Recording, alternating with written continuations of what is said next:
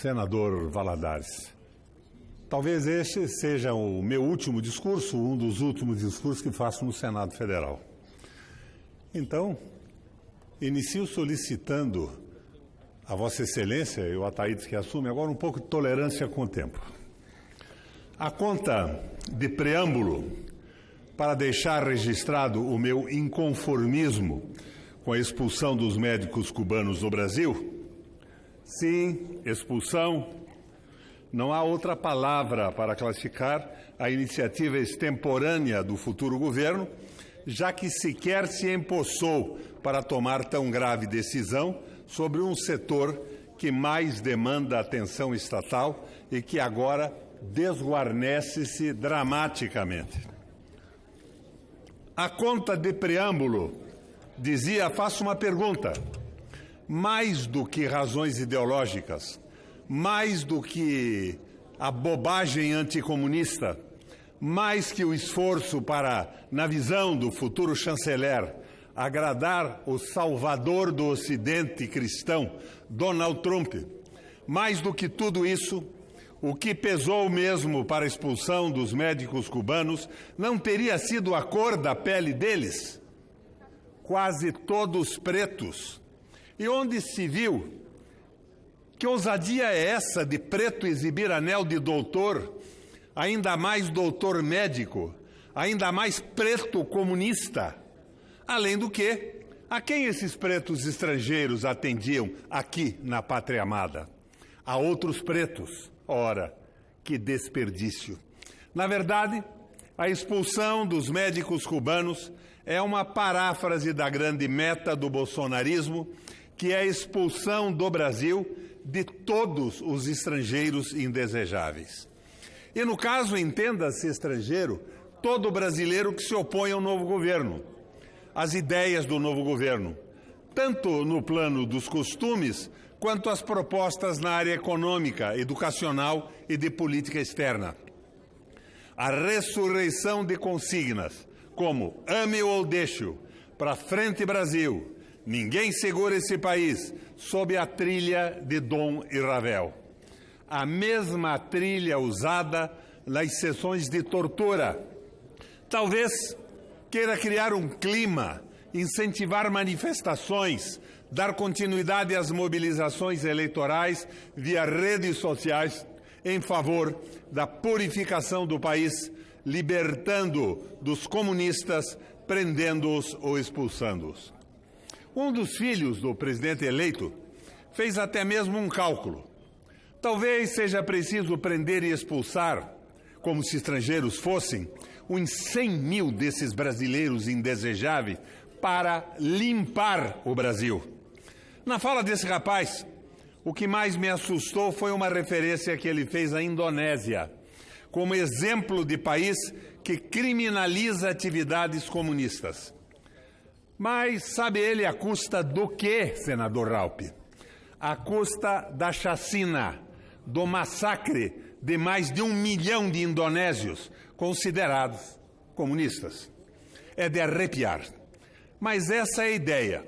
Se você for a favor, bem-vindo ao Brasil de Encantos Mil. Salve a seleção. Se você for oposição, você é um estrangeiro indesejável, passível de punição. Pois é, nós defendemos o Brasil contra a pilhagem de suas riquezas, especialmente a pilhagem do petróleo.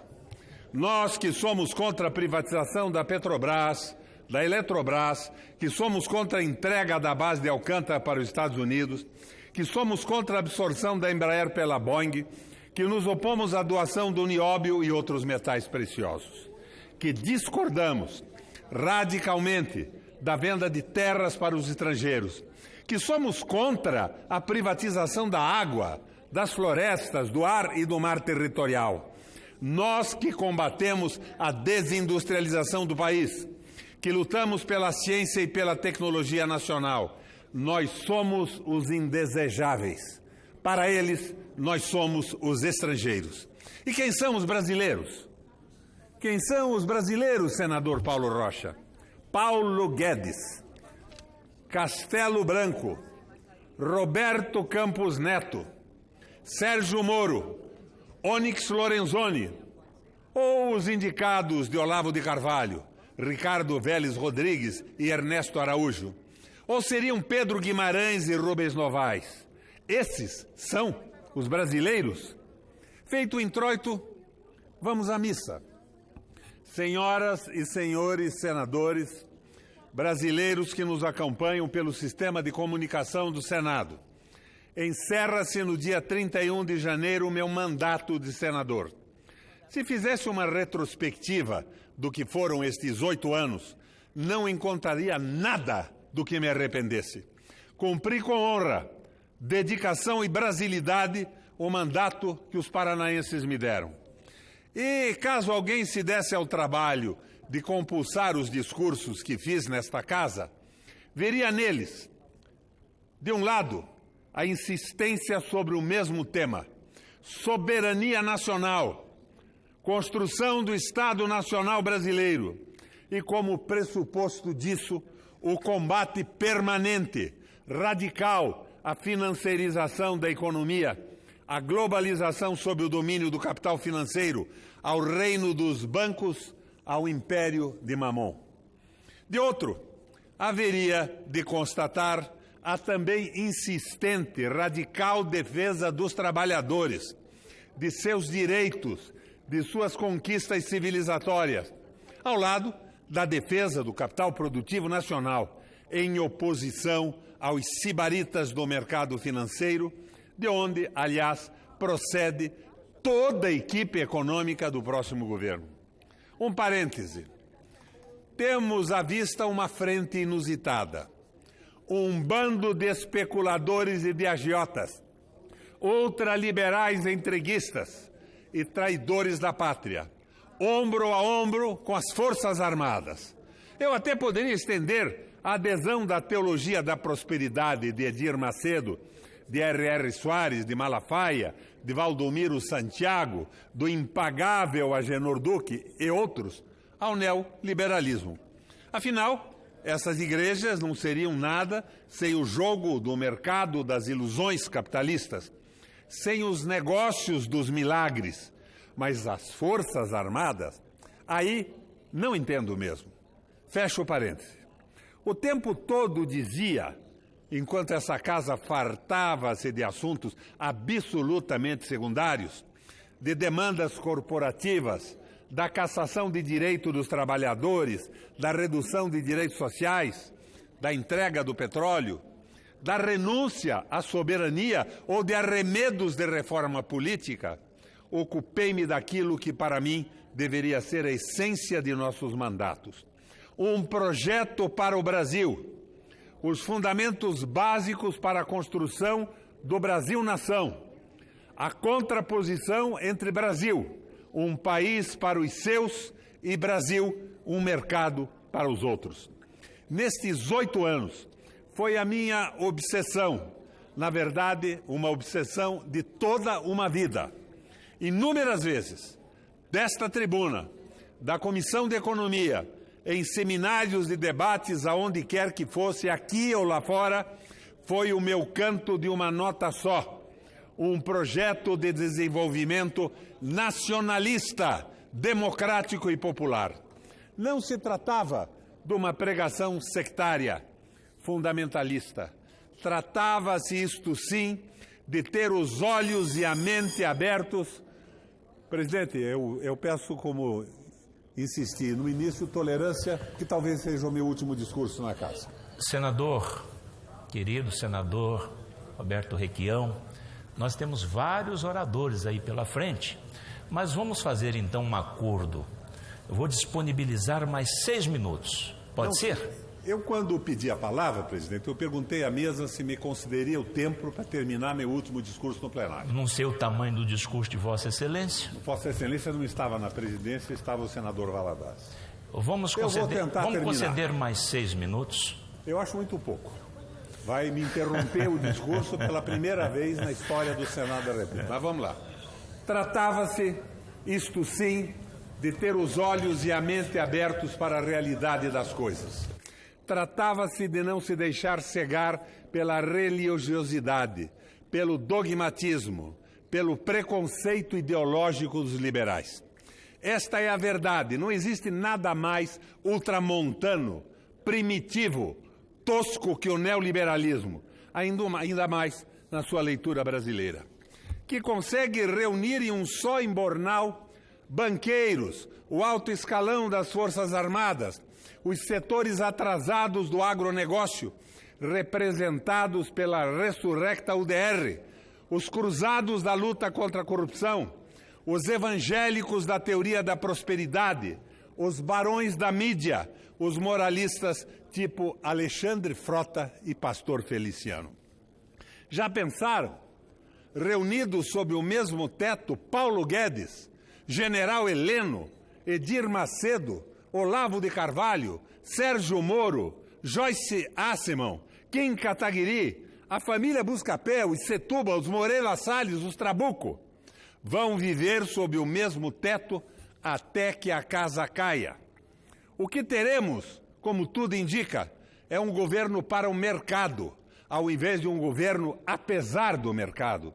É um governo, e governo para o mercado significa necessariamente um governo antinacional, antidemocrático, antipovo e, por isso mesmo, um governo corrupto, já que a alma, a essência do neoliberalismo é venal, degenerada, ímproba.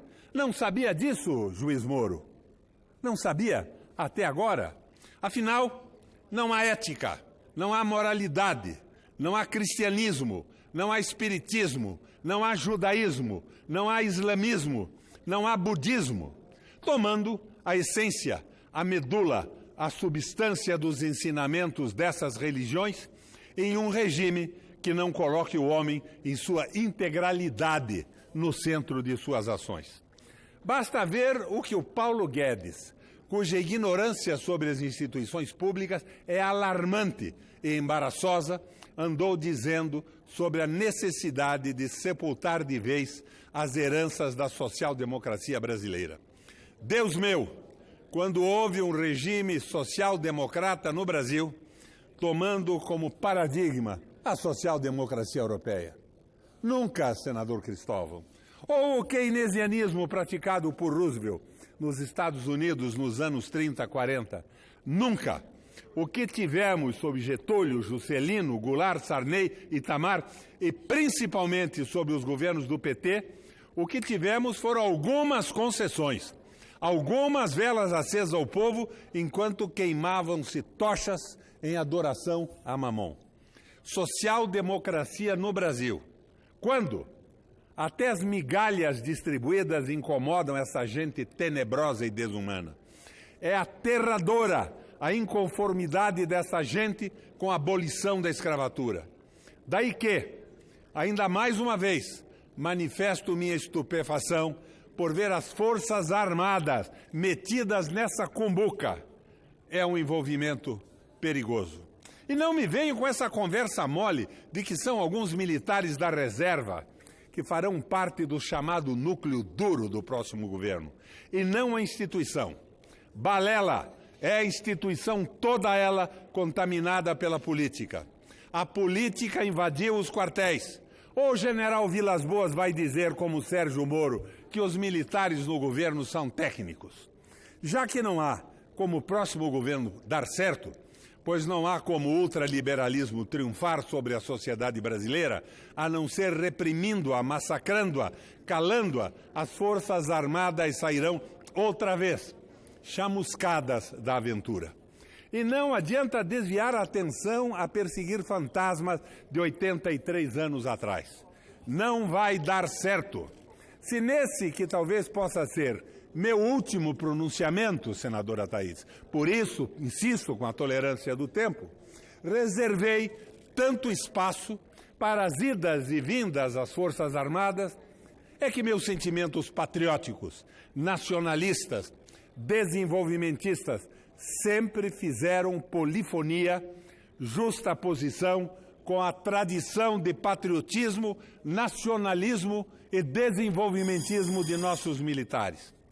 Em nome dessa tradição, e como ex-aluno do antigo CPOR, faço mais uma pergunta aos militares.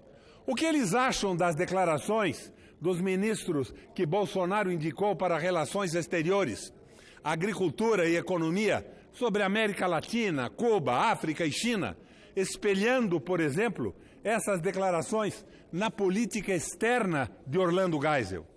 Os escalões superiores das Forças Armadas, tão envolvidos com o próximo governo e tão apressados em também amaldiçoar a chamada herança petista, mostram-se ignorantes, indoutos sobre as raízes de nossa política exterior. Foi sob Geisel que o Brasil reatou com Cuba e China. Foi sob Geisel que o Brasil começou sua aproximação e cooperação com a África. Foi sobre Geisel que reconhecemos Angola, Moçambique, Guiné-Bissau, Cabo Verde, São Tomé e Príncipe, ex-colônias portuguesas. Foi Geisel quem deu uma banana para os Estados Unidos e firmou o acordo nuclear com a Alemanha. Foi ainda sob o regime dos generais que o Brasil se aproximou dos países árabes e passou a ter uma política independente nos conflitos do Oriente Médio. E jamais ocorreria a Geisel ou a qualquer outro dos presidentes militares bater continência a um tipo como John Bolton. Embaixada do Brasil em Jerusalém? Nem pensar. Como se vê, sequer no fogo ardente, senador Ataídes, da Guerra Fria, o Brasil submeteu-se ao alinhamento automático com os Estados Unidos. Sequer naquele momento terrível da Guerra Fria, os senhores militares esqueceram-se disso tudo. Não se lembram mais, para realizar os nossos objetivos nacionais permanentes, que para isso é essencial que sejamos um país soberano, dono do seu próprio nariz e que não se envolva nessa ideologização estúpida, atrasada, provinciana, que Guedes, Araújo e Vélez Rodrigues querem nos meter. Aprendam com Geisel se não querem dar o braço a torcer para os críticos do novo governo. Ora, terceiro-mundismo é a vovozinha de quem disse. E por falar em objetivos nacionais permanentes, gostaria de lembrá-los aos que já esqueceram, senadores que estão na mesa. Democracia, paz social, desenvolvimento, soberania, integração nacional e integridade do patrimônio nacional. Pergunto eu, o que esses arrivistas tipo Paulo Guedes, Joaquim Levy, Roberto Campos Neto, Rubens Novaes, Pedro Guimarães, Carlos von Doellinger, Ernesto Araújo, têm a ver com objetivos nacionais permanentes? Senhores das Forças Armadas, a vocês eu me dirijo. Talvez para relembrar minha trajetória nesta casa, nesses 8 anos, tenha feito, senador Ataídes, uma digressão longa demais. É que pretendi refletir, espelhar as posições de toda uma vida nos tormentosos dias que se aproximam. Mas não me vejam como pessimista ou cético. Ninguém tem o direito de ser pessimista no Brasil. Não com um povo como o nosso, que há mais de 500 anos suporta as consequências que ter uma elite predadora, inculta, trapaceira, corrupta e venal lhe ocasiona, mas segue em frente. Daqui a algumas semanas encerra-se o meu mandato de senador. Não me recolho à vida privada. Não tenho também este direito. Enquanto respirar, viverei pelo Brasil, fiel, intransigentemente, fiel à utopia que me embala desde a meninice. O sonho de um país soberano, desenvolvido e bom para todos. Brasileiros, contem sempre comigo, enquanto eu viver.